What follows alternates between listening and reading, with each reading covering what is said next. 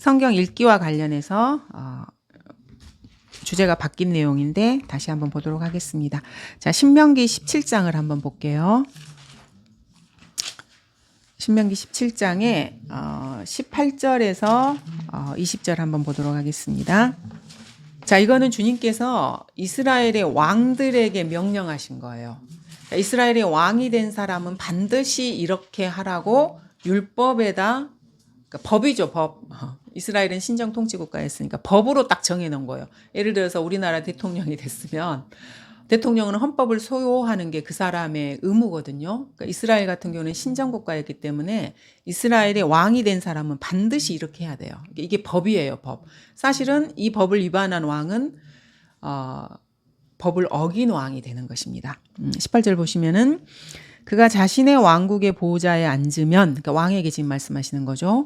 그는 레위인 제사장들 앞에 있는 책에서 이 율법서 한 권을 베껴 그와 함께 두고 평생 동안 그것을 읽어서 그가 주 그의 하나님을 두려워함을 배우게 하고 이 율법의 모든 말씀들과 이러한 규례들을 지켜 그것들을 행하게 할지니라. 그래서 이스라엘 왕들에게 율법은 성문법이거든요. 이미 기록이 된 거기 때문에 우리나라 헌법하고 똑같아요.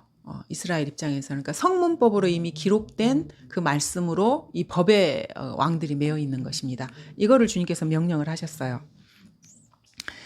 이스라엘 왕에게 명령하시기를 첫 번째 율법서 한 권을 베껴 놓으라고 말씀하셨어요. 그래서 여러분에게도 당연히 성경 있죠. 성경이 있어야 되는 것은 당연한 것입니다. 본인의 성경이 반드시 있어야 돼요. 그리고 성경과 진리의 서적에 돈을 아끼시면 안 돼요, 여러분. 그래서 진리의 서적이나 이런 것들을 여러분이 입수할 수 있으시면은요, 입수하셔서 계속 그거를 공부하셔야 됩니다. 이런데 돈을 아끼는 사람은 그거는 그리스도인이 아니에요. 특히 성경에 돈을 아낀다거나 이렇게 하는 사람들은. 그래서 저희가 이제 오시면은 러크만 주석 성경 반드시 사라고 이렇게 이야기를 해요. 이해가 되든지 안 되든지 간에 일단 읽어봐야 되기 때문에. 세상에 우리가 돈을 여러 가지에다 쓰잖아요. 진리에 여러분 돈을 쓰셔야 돼요. 내가 가진 물질을 거기다 반드시 쓰셔야 됩니다. 자기 성경은 자기가 사야 돼요. 그리고 자녀들이 이제 성장을 하잖아요. 그럼 뭐 성경을 선물하고 이런 것도 좋지만은 세상에서 가장 귀한 하나님의 말씀은요, 자기가 돈을 벌어서 자기가 사야 돼요. 저는 그렇게 생각을 해요. 그래서 자녀들도 그렇게 성장을 시키셔야 됩니다. 그리고 이거를 평생 읽으라고 주님께서 명령을 하고 계신데 그 목적이 뭐냐면 첫 번째가 19절에 보시면은 하나님을 두려워함을 배우라 그랬어요. 그래서 여러분들이 성경을 읽지 않는 사람은요, 하나님을 자기도 모르게 두려워하지 않는 상태가 돼버려요. 육신의 생각으로 이렇게 가득 차버리거든요. 성경을 읽으면은 하나님을 두려워함을 내가 배우게 되는 것입니다. 이 성경을 통해서. 그리고 율법이 말씀하시는 그 말씀이나 규례들을 지켜서 행하게 하려고 이 성경을 이렇게 옆에다 두고 베껴서 읽으라고 말을 하는 거예요. 그러니까 행하게 하려고 하는 거예요. 그냥 읽고 이렇게 돌아서려고 하는 게 아니고요. 그리고 성경을 읽어야 사람이 겸손해져요. 그래서 마음이 형제들보다 높아지지 않게 하려고 한다고 말씀을 하고 있거든요. 20절에 보시면 그리하여 그의 마음이 자기 형제들보다 높아지지 아니하고 그가 그 계명에서 오른편이나 왼편으로 돌이키지 아니하면 종국에는 이스라엘 가운데서 그와 그의 자손이 그 왕국에서 자기 날들을 늘리게 되리라. 자기 형제들보다 자기가 높다고 여러분이 생각하는 순간 있으신가요? 이거는 위험 신호예요. 내가 교만해졌구나. 내가 말씀을 멀리 했구나. 이 신호가 그거예요, 여러분. 근데 사람이, 우리 알잖아요. 진짜 교만해지기 쉬워요. 특히, 세상에서 뭐를 막 사람들이 추구하다가, 나 이제 세상 것을 다 포기하고 주님을 위해 살겠어. 라고 판단을 하고 교회에 들어와요. 너무나 잘 하신 판단이에요. 좋은 판단인데, 그 다음에 생기는 문제가 뭐냐면, 교회 내에서 영적인 것들로 내가 세상에서 채우지 못했던 그 육신적인 것들을 대체시키는 거예요. 모양만 바뀌어진 거지 사실은 똑같은 거란 거 여러분 아셔야 돼요. 네. 그래서 이거를 잘 못해서 교만해진 사람을 저희가 영적인 바리새인이라 그러거든요. 영적인 바리새인이 되지 않도록 정말로 주의하셔야 돼요. 그래서 내가 구령을 하거나 성경을 뭐 읽었다거나 이렇게 하면 사람들이 이제 좀 내가 이제 뭔가 된다고 그때부터 좀 생각을 해요. 육신적인 사람은 절대로 영적인 바리새인이 못 돼요. 그런데 뭔가 조금 이렇게 했다고 생각하는 사람은 그때부터 이제 위험해져요. 방금 여기 있잖아. 네가 저기 그리하여서 자기 형제들보다 높아지지 않냐고 지금 이 말씀을 하셨잖아요. 여러분이 뭔가를 이렇게 했을 때 내가 누구보다 더 낫다고 판단하는 순간 이미 여러분은 교만한 사람인 거예요. 그래서 이게 하나님의 사역을 하고 영적인 영역에서 뭔가 열심히 하는 사람들이 잘 걸리는 덫이에요, 이게. 근데 성경을 가까이 하지 않으면 그 덫에 걸리기가 아주 쉬워요. 그래서 요거는 정말로 우리가 주의해야 될 부분 중에 하나입니다. 여러분이 교회 내에서 무엇을 하든지 간에 이거는 감사해야 될 제목인 거지, 다른 사람하고 비교해서 내가 저 사람보다 더 잘났고 내가 더 많은 짐을 지고 있고 내가 수고하고 이렇게 생각할 영역이 아니에요. 여러분께 주님께서 그 영광의 비중을 이렇게 허락하신 거예요. 그래서 많은 상을 주시기 위한 기회를 여러분에게 주셨는데 그 기회를 잘 사용하셔서 겸손해지시고 이렇게 하시면 좋은데, 그거를 다른 사람과 비교 대상으로 해서 내가 저 사람보다는 낫지라고 생각해 버리면 주님이 주신 선하고 좋은 것을 여러분이 육신으로 그걸 도구로 만들어 버리는 거예요. 인간이 그래요. 인간의 그 육신이라는 것 자체가. 그거를 조금 주의하셔야 돼요. 그리고 이제 겸손과 관련해서 여러분 이렇게 모든 기도는 다 하셔도 돼요. 근데 하나 기도하실 때 주의하셔야 되는 게, 저를 겸손하게 해주세요, 이런 기도 하시면 안 돼요, 여러분. 여러분 감당할 수 없는 일이 일어나요. 주님이 그 기도를 경청하시면은요. 이거 정말 무서운 기도입니다. 그래서 겸손이라고 하는 거는요, 남이 내가 그렇게 하도록 해주기 전에 내가 빨리 바짝 엎드리셔야 돼요. 하나님께서 여러분을 겸손하게 만드시겠다고 작정하시면은요, 여러분 인생에 무슨 일이 일어날지 아무도 장담을 못 합니다. 이거는 무서운 기도예요. 조심하셔야 돼요. 그래서 주님이 손을 대기 전에 여러분이 알아서 납작히셔야 돼요. 그게 인생이 평온하게 평탄하게 사는 길이에요. 주님이 인생을 평온하게 주시면 정말로 감사하셔야 돼요. 절대로 고개 바짝 들고 교만해지시면 안 되거든요. 그래서 잘 모르시는 분들이 가끔 이렇게 기도하셔요. 주님, 저희를 겸손하게 해주시고, 주님이 팔 걷고 부도 이렇게 내가 그래, 내가 너 겸손하게 해줄게. 진짜 큰일 나요, 여러분. 정말로 이거 농담 아닙니다. 정말로 큰일 나요, 여러분 인생에. 그래서 이런 기도 절대 하시면 안 돼요. 조심하셔야 돼요. 그래서 하지 말아야 될 기도가 있어요. 근데 그거를 우리가 성경을 읽지 않으면 우리가 잘 몰라요.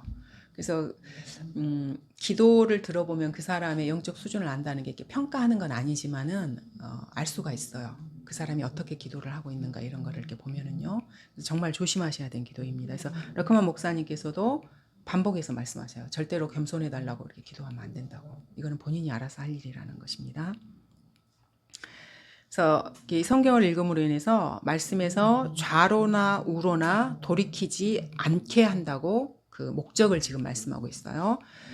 그래서 성경책 반드시 있어야 되고요. 진리의 서적 있으셔야 됩니다. 그래서 이 성경을 통해서 여러분들이 하나님을 두려워하는 것을 배워야 돼요. 첫 번째. 그리고 두려워한 걸 배우셨으면 그를 실천을 하셔야 되고요. 그리고 스스로 겸손하게 되셔야 됩니다. 그리고 좌로나 우로나 치우치지 않는, 이거를 우리가 중용이라 그러잖아요. 한쪽으로 치우치는 것은요, 정말 위험한 신호예요. 그것이 영적인 영역 내에서 주님을 섬기는 일도 마찬가지예요. 항상 균형 있는 그리스도인의 삶을 사셔야 돼요. 그거를 늘 이렇게 기억을 하셔야 됩니다. 이렇게 하면 그 결과가 뭐냐면은요, 우리 뭐 장수의 비결 많이 이야기하잖아요. 자기 날들을 늘리게 될 것이라고 말씀하셨어요, 주님께서. 성도의 유익을 위한 게 목적이지 성도들에게 어떤 덫을 이렇게 해서 그 사람을 노예로 삼고 괴롭히게 하려고 주님께서 이런 명령을 하시는 게 아니거든요. 주님은 우리의 생명수이시고 주 예수 그리스도께서는 우리에게 생명을 더 풍성히 주시기를 원하시는 분이셔요. 여러분이 이런 조건을 충족하시면 그게 되는 거예요. 구원 외에는 공짜 없다는 거 계속해서 반복해서 말씀드립니다. 구원만 무료예요. 나머지는 모두가 노력이 있어야 되고요. 의지를 드려야 되고요. 내가 행위로 그것을 나 자신을 죽여야 되고요. 내 의지로 표명을 해야 되고 이런 것들입니다. 그래서 주님께서 이렇게 하시는 명령을 하시는 목적이 나의 유익을 위한다는 걸 여러분 아셔야 됩니다. 주님을 섬기는 것도 사실은 나의 유익이에요. 그래서 이렇게 말씀하시는 분도 있어요. 이 우주 만물 가운데서 가장 이기적인 사람은요. 정말로 이기적이란 말은 자기 자신만을 위한다는 거잖아요. 정말로 본인이 자기 자신을 사랑하고 자기를 위하는 사람이라면요. 말씀대로 주님을 섬기는 사람이에요. 이게 영혼의 관점에서 봤을 때 자기에게 가장 좋기 때문에 그런 것입니다. 육신을 포기하고 세상을 이기고 사탄을 대적하고 사는 게 나에게 그게 제일 좋아요. 주님이 나에게 가장 좋은 것을 주시겠다고 약속을 하셨잖아요. 그렇게 살면은. 그리고 통치권을 주시겠다고 약속을 하셨고. 그래서 여러분이 교회에서 이런 걸 배우거나 이렇게 하셨을 때 항상 여러분이 귀결을 잘 생각을 하셔야 돼요. 결론을. 이거는 나의 유익을 위한 것이다. 그래서 여러분이 정말로 이기적인 사람이라면요. 주님과 동행하는 삶을 사셔야 돼요. 그래서 내 자아를 포기하셔야 되고요. 그게 정말로 이기적인 사람들이 하는 일이에요. 이게 나에게 제일 좋은 삶이기 때문에. 근데 지식이 없고 지혜가 없는 사람들이 이 이기적인 걸 잘못 사용해서 육신적으로 사는 것을 자기를 위해서 사는 거라고 착각을 하기 때문에 선택을 잘못하는 것뿐이에요. 그러니까 지혜가 없어서 선택을 잘못해서 세상에서 무로 돌아갈 것에 몰빵하면서 사는 거예요. 바보인 거예요. 그 사람들은.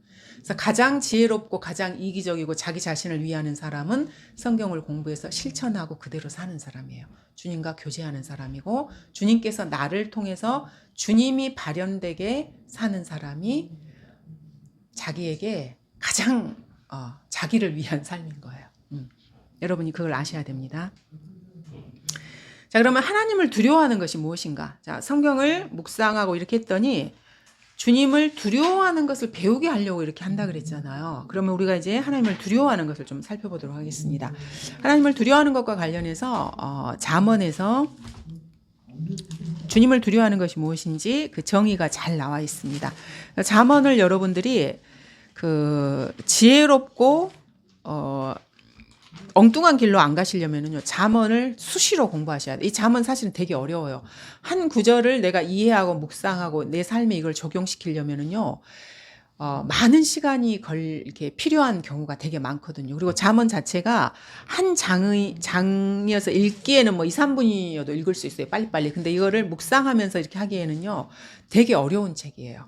실제로 이렇게 적용하면서 살기에는요. 그래서 잠언을 반복해서 계속해서 읽고 묵상하기를 계속해서 강조하고 이렇게 추천을 드립니다. 이 지상 삶을 살 때 여러분들이 여러분을 지켜주시는 말씀이 사실은 잠언이에요. 구덩이에 안 빠지게 해주시는 말씀이 잠언이거든요. 자, 잠언 1장 7절 보시면은요.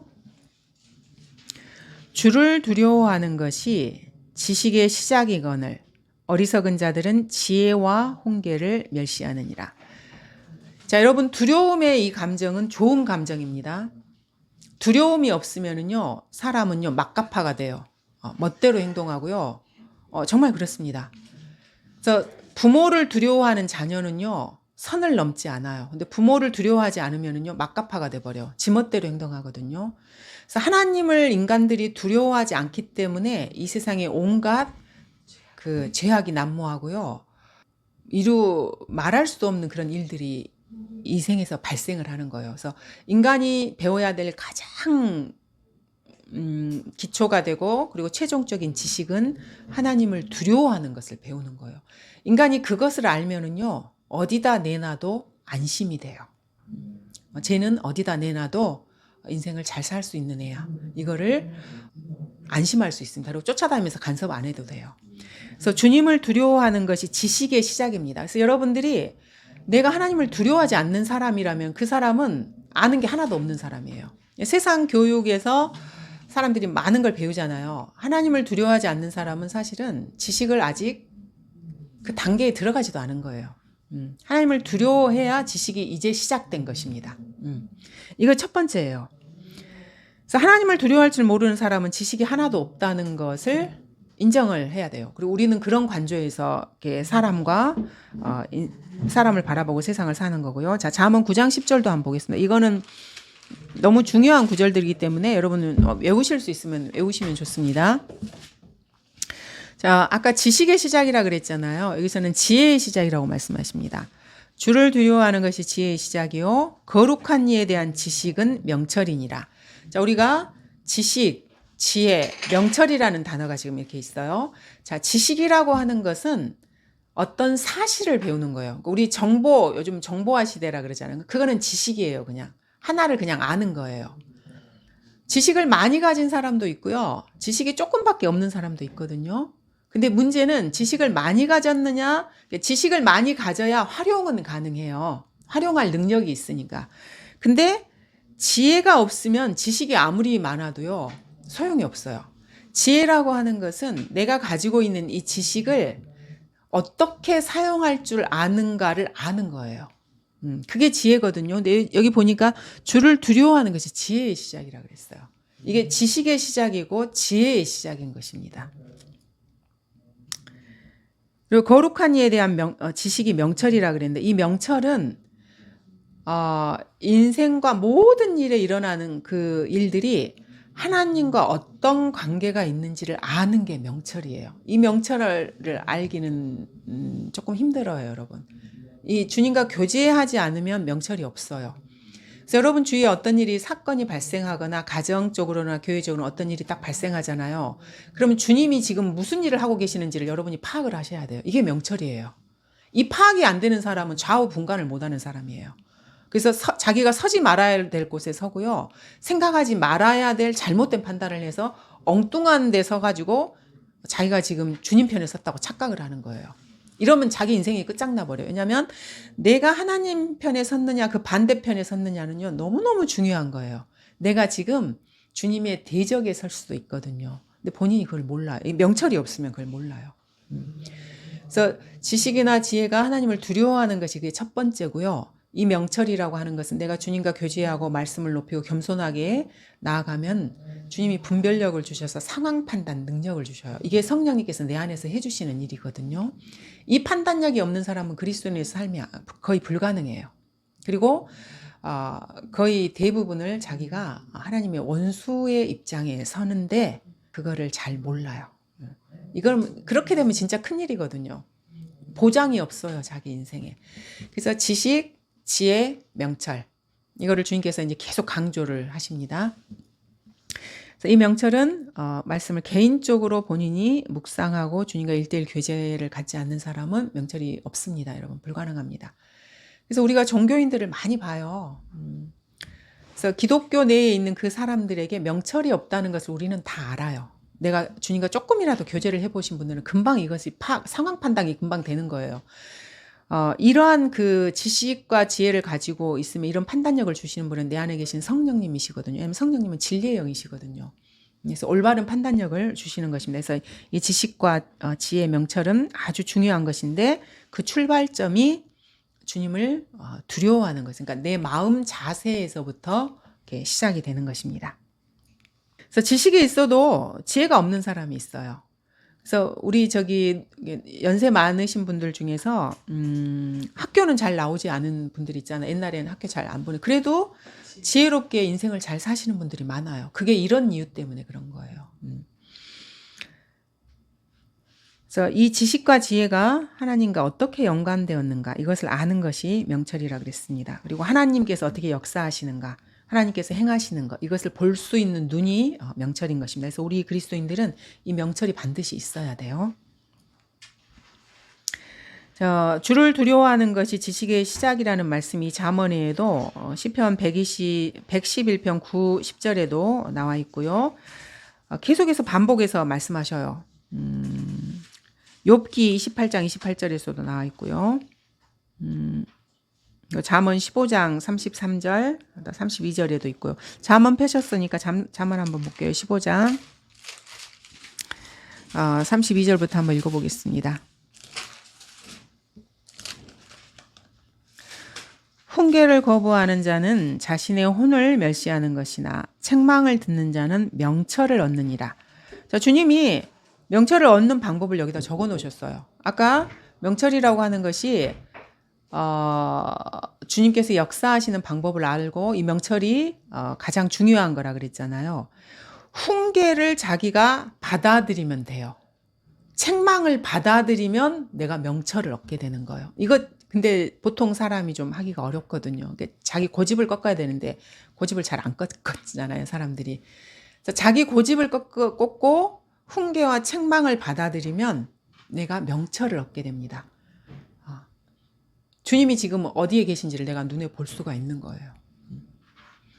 그래서 주를 두려워하는 것은 지혜의 훈계라. 종기에 앞서 겸손이 있느니라. 그래서 내가 겸손한 사람이면은요, 지식과 지혜를 얻고요, 명철을 얻을 수가 있습니다. 그래서 그 사람의 마음 자세가 중요한 것입니다. 그래서 욥기에서도 주를 두려워함이 곧 지혜요, 악에서 떠나는 것이 명철이라 그랬어요.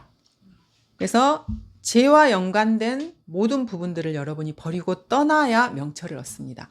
내가 죄 가운데서 성결한 삶을, 거룩한 삶을 살지 못하면서 여러분이 명철을 얻기를 기대하는 것은요, 그거는 말이 안 돼요. 주님을 너무나 주님이 살아계시다는 것을 무시하는 그 사고 체계입니다. 그게 그 생각을 버리셔야 돼요. 그래서 거룩한 악에서 떠난다는 것이 아까 저희가 그 야고보서 4장 7절에 하나님께 복종하는 거거든요. 그러면 마귀가 이렇게 나가게 되는 거고, 그래서 내가 명철을 얻게 되는 거고, 상황 판단을 정확하게 할 수 있는 것입니다. 여러분이 이게 하셔야 될 일이에요. 훈계와 책망을 받아들이고 악에서 내가 떠나고, 그리고 종기에 앞서 겸손이 있다 그랬잖아요. 내가 나를 알아서 낮추면은요, 주님이 때가 되면 이렇게 높여주셔요. 근데 내가 스스로를 높이잖아요. 그럼 주님이 발로 밟아버려요. 그리고 그 다음에 상대도 안 해줘요.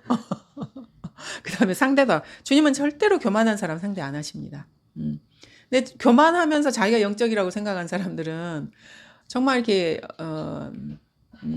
답이 없어요. 말 그대로 터치가 불가능한 사람이에요. 그런 사람은 그냥 내버려 둬버려야 돼요. 그래서 주님도 그런 사람은 상대를 안 하셔요.